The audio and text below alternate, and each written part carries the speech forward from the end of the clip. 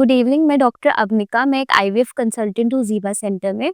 आज हम एक बहुत कॉमन क्वेश्चन के बारे में बात करेंगे कि क्या कोल्ड टेम्परेचर या कोल्ड चीज़ें अफ़ेक्ट करती हैं पीरियड्स को कि नहीं?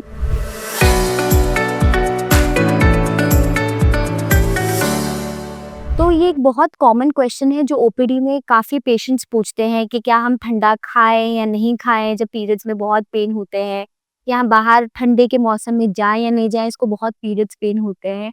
बट ऐसा देखा गया है कि साइंटिफिकली कोई ऐसी बहुत स्टडी प्रूवन नहीं है कि ये कह सकती हो कि कोल्ड टेम्परेचर या कोल्ड चीज़ें खाने से पीरियड्स में ज़्यादा दिक्कत होती है या पेन बढ़ता है। बट कुछ-कुछ चीज़ें हैं या बहुत रेयर स्टडीज़ हैं जो ये कहती हैं कि क्योंकि कोल्ड एनवायरनमेंट में हमारी ब्लड वेसल्स सिकुड़ जाती हैं, उस कारण कई बार पेल्विक पेन या डिस्मेनोरिया या पीरियड्स के टाइम पे जो पेन कहा जाता है वो थोड़ा ज़्यादा होता है।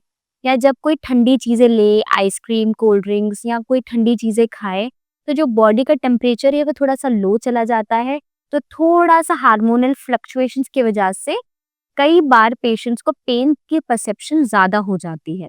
तो ये थोड़ी बहुत स्टडीज़ कहती है, बट किसी भी स्टडी का कोई प्रूवन फैक्ट नहीं है। दूसरा ये देखा गया है कि विंटर्स में ज़्यादा जो मेंस्ट्रुअल साइकिल है वो थोड़ा-सा लंबा चला जाता है समर से, और थोड़ा-सा ओव्यूलेशन और हार्मोनल फ्लक्चुएशंस होते हैं। क्यों? क्योंकि समर्स में हमारे पास सन की वजह से विटामिन डी का बहुत ज़्यादा एक्सपोज़र होता है, तो हमारी साइकिल्स थोड़ी शॉर्ट होती हैं।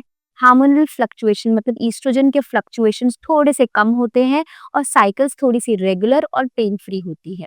जनरली जो ये कोल्ड टेम्परेचर या कोल्ड चीज़ें खाने वगैरह, ये सब जनरली इफ़ेक्ट करती है या तो जब पीरियड शुरू होने वाले होते हैं या पीरियड बंद होने वाले होते हैं। ये थोड़ा-सा देखा गया है कि साइंटिफिकली उन लोगों को थोड़ा ज़्यादा इफ़ेक्ट करता है, क्योंकि उस टाइम पे ईस्ट्रोजन का बहुत ज़्यादा फ्लक्चुएशन होता है बॉडी में, जब पीरियड शुरू होते हैं तब और जब बंद होते हैं तब।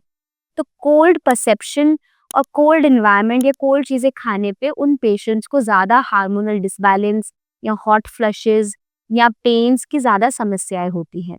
दूसरा, जो एंडोमेट्रियोसिस कंडीशंस होती हैं, उनमें भी देखा गया है कि कोल्ड चीज़ें खाने पे या कोल्ड एनवायरनमेंट में उनकी पेल्विक पेन, क्योंकि जनरली उनका पेल्विक पेन ऑलरेडी ही बहुत ज़्यादा होता है, वो ज़्यादा इंक्रीज़्ड हो जाता है।